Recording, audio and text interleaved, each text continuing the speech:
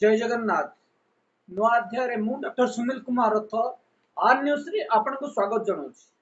आमे आज खबर पुणी आरंभ करबा 2024 सेप्टेम्बर मासरे आमे एक मामला दाखल करिथिलु बारीपदा मंडल कारागार रो पूर्वतन जेल सुपरिटेंडेंट सुजित राउलंको नाम रे जेल मध्य रे किभली एक्सपायरी प्रोडक्ट बिक्री करा जाउछि एवं से जो एक्सपायरी प्रोडक्ट बिक्री करा जाउछि ताकू जांच करिबा पय हम जो मामला दाखल करथिलु सेही मामला रे गत वर्ष 25 अक्टोबर 2024 कथा कहूछि मु जातीय मानवाधिकार कमिशन जेल डीजी सहित पुलिस डीजी को तदন্ত करिबा पे निर्देश दैथिले। आमे ए संबंधी आरटीआई मध्ये बहुत थर सूचना मागिछु जे पुलिस डीजी को कोन कार्यानुष्ठान निया गला।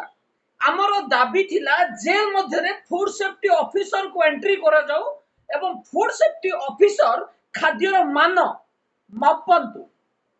जेल मध्य रे एक्सपायरी खाद्य निम्नमानर खाद्य बारंबार दिया जाउतवार अभियोग आसीबा परे तत्कालीन जेल सुपरिटेंडेंट सुजित राउल एवं सब असिस्टेंट जेलर पुलिन जेना डेपुटेशन रे 4 वर्ष धरि रहितिबा संजय पाल बंधन बेहेरा एवं मनोज प्रधान आउ किछि वार्डन को सहित ए मामला में दाखल करिथिलु। जातीय मानवाधिकार कमिशन रे मानवाधिकार कमिशन मामला संख्या 176 18/9/2025 मामला रे कोनोसी रिपोर्ट दाखल करा गला नै।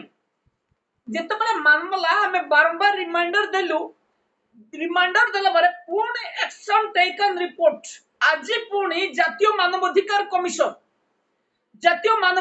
Commission police DG jail DG और chief secretary government of Odisha को 6 सप्ताह मध्य रे जदी रिपोर्ट दाखल करा न जीवो section 13 of the Protection Act of Human Rights Commission 1993 अनुसारे कार्यानुष्ठान निया जीवो। सेक्शन 13 कोन मानवाधिकार कमिशन कर कोन पावर रही है। सेक्शन 13 कोन ये होची सेक्शन 13 आपण देखि नियंतु। सेक्शन 13 रे कमिशन कोन करि परिबे कंप्लेनेंट अथॉरिटी सेक्शन 13 रे एई सब पदक्षेप नै परिबे एवं आपण माने देखि नियंतु ये होची सेक्शन 13 रे जातीय मानवाधिकार कमिशन सेक्शन 13 मानवाधिकार कमिशन एक्ट 1993 रे एई सब एक्शन नै पारि जो निर्देशनामा रहिछि जे the commission shall while inquiring into the complaint under the act have all the power of civil court trying the suit under the code of civil procedure code 1908 of 5 of the 1908 and the particular in respect of the following matters कौन करि पारे summon to the enforcing attendant to witness examining them the author discovering the production of any documentation receiving evidence on affidavit stipulation any public record or copy thereof from the any court or office issuing commission for the examination witness or documentation any other matter which may be prescribed ए सब जो रही 13 नियम अनुसार आपण देखिनियो देखो मानवाधिकार commission सीधा target करछंती जेल डीजी पुलिस डीजी एवं राज्य सरकार। आमे जेतेबेले मामला दाखल करू आम पाखे सफिशिएंट एविडेंस थाए आमे मामला दाखल करिबा परे पूर्वतन डीआईजी गरीब साहू खणी चोरी मामला कथा कोंतो किबा केउझर जेल रु दीपक गुप्ता ठारू मासिकिया बटी नबा कथा कोंतु एई महाशय जनक केवल डीआईजी पोस्ट रे बसी एई सब काम करथुले एवं जेतेबेले आमे ताको प्रोटेस्ट कलो ए महाशय मानवाधिकार कमिशन रे एक एफिडेविट दाखल करथिले जोथिरे मेंशन करथिले जे सुनील रथ जेल डिपार्टमेंट विरुद्ध रे मिथ्या एलिगेशन मान दाखल करछथि तनु ताको मामला को रद्द करा जाऊ एवं ताको निर्देश दिया जाऊ जे मामला से जेभली आउ दाखल करि न पारिबे। बड़ा हास्यास्पद कथा आमे बारंबार प्रमाण दउछु। से महाशय मध्य मटे क्वेश्चन करबा को चाहूची जे कहा निर्देश रे खणी मुक्ताकाश रे जे रहिछि आपनकर ट्रेनिंग सेंटर रे जो खणी रहिछि मांकड़ा पत्थर जो आपण सेलिंग करछंदी गवर्नमेंट रो ऑर्डर किछि रखिछंदी आपण एवं जेतिके परिमाण आपण खणी खनन करछंदी राजस्व जमा करछंदी आम पाखरे ता प्रमाण रहिला पर मध्य आपण कहबे जे सुनील रथ फॉल्स एलिगेशन दाखल करछंदी। आमे जेल रे जो दुर्नीति घटुछि तार सीसीटीवी फुटेज दाखल करबा में प्रेयर करछु ताको डिलीट कर दिया जाउछि। बाणपुर केस रे आमे जेल डीजी को मेल रे व्हाट्सएप रे शह शह पेज एविडेंस देलु ए कोन मिथ्या डॉक्यूमेंट आमे हाथ रे बनैछु जेल डीजी ताको सर्च करलेनी गरीब सब खणी चोरी करि परिबे किंतु मामला जेतले दाखल हो ताको मारे मिथ्या अभियोग देखेबे। ये होची आम सरकार कर्मचारी नित्यदिनिया अभ्यास। ए महाशय जनक जेतेबेले एई भली मामला दाखल करथिले आमे कमिशन को प्रकार प्रेयर करथिलु या होची वृत्तिहीन आमे किछि एविडेंस देई आमे एफिडेविट मध्ये दाखल करथिलु जे आमे जो मामला दाखल करछु से मामलार सत्य रहिछि तेनो मामला को विचार करा जो दीर्घ वर्ष पर पुणी मानवाधिकार कमिशन एई निर्देश जारी करछन्ति जे काहे कि आज पर्यंत तदंत करा गला नै। सुजित रावण जेल मध्ये गैंग करी आसामी को खाद्य लूट खाली करू नथिले आसामी को विष मध्ये देउथिले जो थिरे विष किभली दोथिले हम आपन को वर्णना करछु। एक्सपायरी खाद्य नॉन ब्रांडेड खाद्य जेल मध्ये बिक्री करा जाउतला।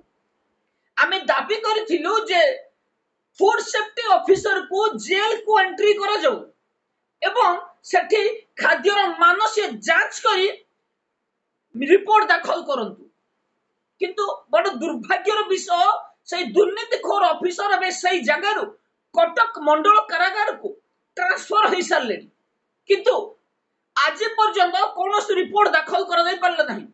संजय पाल को 4 वर्ष धरी डेपुटेशन रखी आमे जो मामला दाखल कलु 15 दिन पर डेपुटेशन हटाई पुणी डेपुटेशन आनी रखी। ये हूँ महाशय असलियत बंधन बेहरा ठारू लांच नहीं बालेश्वर को ट्रांसफर करा देखा जाऊ पुणी बालेश्वर कोठी अटैच करा जाउछि कि पुणी ट्रांसफर करा जाउछि एतिर मध्य निश्चित भाव में किछि कारसादी थिबो काहे कि ना मनोज प्रधान कथा कोंतु बंधन बेहरा कथा कोंतु किबा संजय पाल कथा कोंतु ए तीन जण एई भली लांच दैछन्ती ए महाशय को ए तीन जण को पई ए महाशय किछि भी करि परिबे कानून को मध्य हाथ नै परिबे। पुलिंग जेना एबे सब असिस्टेंट जेलर अछन्ती किंतु महाशयंकर विशाल विशाल प्रासाद जदि देखिबे आपनक मनर मध्य प्रश्न आसीबो जे एते टंका आनिले कोठु। बंधन बेहरा मध्य होटल रो मालिक कंप्यूटर इंस्टीट्यूट मध्य खोली थिबार सूचना रहिछि। मनोज प्रधान विशाल काय होटल चंदनेश्वर रे करछन्ती एवं संजय पाल जे कि बारिपदा सर्कल रो डीजी नॉन पोस्टेड डीजी आंको निर्देश रे बारिपदा सर्कल चले किंतु एपे नुआ जेल सुपरिटेंडेंट मनोरंजन पतिहारी जॉइन करिवा पर ठारो हमें खबर नैनु तथापि मनोरंजन पतिहार को मध्य ये कब्जा करि सारथिबे किंतु हमें कौनसी एई प्रकार रो कार्य हबा को देबु नहीं जो थिले कि पुनर्बार मनोज प्रधान बंधन बेहरा एवं संजय पाल राजनीति चलिबो। आमे बारंबार मामला दाखल करिबो एवं मध्य लास्ट ग्रीवांस रे आमे संजय पाल कथा होम सेक्रेटरी एवं एडिशनल चीफ मिनिस्टर को मध्य अभियोग दर्शाइथिलु जे काहे कि संजय पाल को से जेल को अणा जाइछि डेपुटेशन रे। द्वितीय कथा हला बंधन बेहरा ठारू लाख टंका लांच नै तांको बालेश्वर को ट्रांसफर करा जाइछि किंतु बंधन बेहरा कौनसी मुहूर्तर मध्य पुणी बारिपदा को जाई पारंती सेति प्रति दृष्टि रखिबा पई आमे राज्य सरकार को अनुरोध करिछु काहे कि बारिपदा छाड़बेनी संजीव पाल, मनोज प्रधान एवं बंधन बेहेरा। कौन रही बारिपदा जेल असल कारनामा? जेल मध्य आसामी को खाद्य बिक्री करुले बंधन बेहेरा। जेल रू आसामी चाउल डाली डायरेक्ट होटल रे रोसई होउथुला, जहार फोटो चित्र आम पाखे रही। किंतु कार्यानुष्ठान शून्य, कारण सेठीर जेल सुपरिटेंडेंट सुजित राउल, जे कि जने भ्रष्ट दुर्नीतिखोर ऑफिसर, गैंग धड़ी आसामी को खाद्य लूट करुले। जेल डीजींकर निर्देश मानु नथुबा अनुसया जेना सुजित राउल जेल मध्य किभली आसामी को खाद्य लूट करी खाउथुले तार तदंत करबा पई आमे मानवाधिकार कमिशन रे मामला दाखल करथिलु। आसामी को किभली निम्नमानवर खाद्य एवं कम परिमाणर खाद्य दे। जेल डीजी जदि प्रति जेल विजिट करि परिबे एवं सब जेल रो सुपरिटेंडेंट जेलर को पचारिबे जो आसामी मन को 5 गंटे रुटी दिया जाउछि तार ओजन केते एवं जो सारणी रे लेखा जाइछि तार ओजन केते केते परिमाण रे दबा पई निर्देश रहिछि। जेल डीजी ना जेल को विजिट करूछन्ते ना आसामी को पेट पुरुछि। किंतु आमे बारंबार एई भली अभियोग करिवु एवं आसामी को पेट काटी खाउथुबा ऑफिसर पेट घुसुळै दउ, सेई खाद्य ताको हजम करबाकू देबु नाही।